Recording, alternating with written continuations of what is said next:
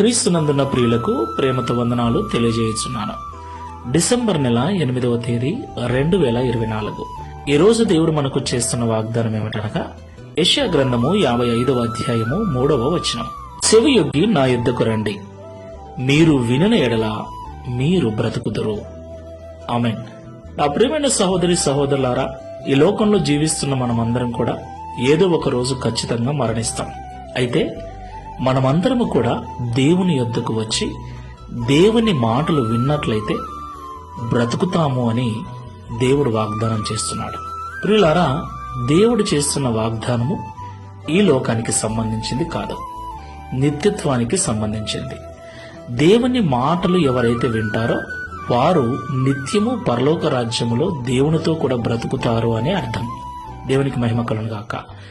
ఎలాంటి జీవితాన్ని జీవించినా ఈ లోకంలో ఒకరోజు కన్ను మూయాల్సిందే, నీతిమంతులైనా అనీతిమంతులైనా. అయితే నీతిమంతులుగా జీవించిన వారు నిత్యత్వంలో కూడా శాశ్వత కాలం జీవిస్తారని ప్రభు మాట్లాడుతున్నాడు. ప్రియులారా, చాలా మంది దేవుని యొద్దకు వస్తున్నారు కానీ దేవుని మాటలు వినటం లేదు.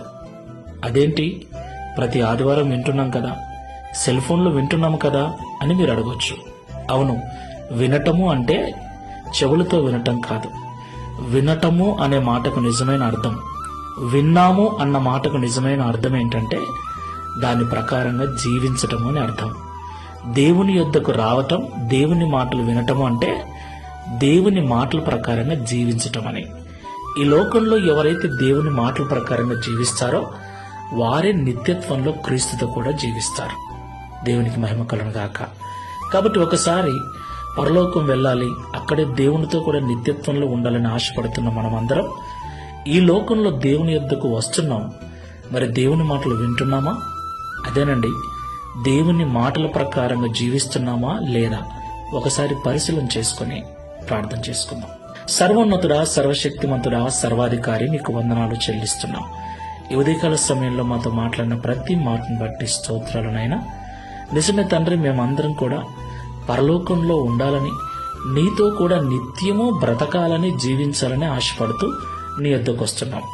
అయితే అలాగా మేము నీతో కూడా నిత్యత్వంలో జీవించాలంటే నీ యొద్దకు వస్తున్న మేము మీ మాటల ప్రకారంగా జీవించాలని మాతో మీరు మాట్లాడారు. అయ్యా, మేమందరం నీ యొద్దకు వస్తున్నాం, నీ మాటలు వింటున్నాం, కేవలము వింటున్నాం.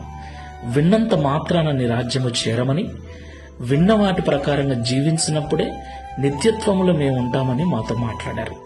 ఈ ప్రార్థనలో ఏకీభవిస్తున్న మేమందరం కూడా నీ యొద్దకు వస్తూ నీ మాటలు వింటూ విన్న మాటల ప్రకారంగా జీవించే కృపను అనుగ్రహించమని, తద్వారా ఈ లోకం విడిచిన తర్వాత నీతో కూడా పరలోకంలో నిత్యత్వములో ఉండుటకు సహాయం చేయమని, ఈ దిన వాగ్దానమును మా అందరి జీవితంలో నెరవేర్చి మీ నామమును మహిమపరచుకోనమని యేసుక్రీస్తు వారి నామములో ప్రార్థిస్తున్నాము తండ్రి. Amen. Praise the Lord. God bless you.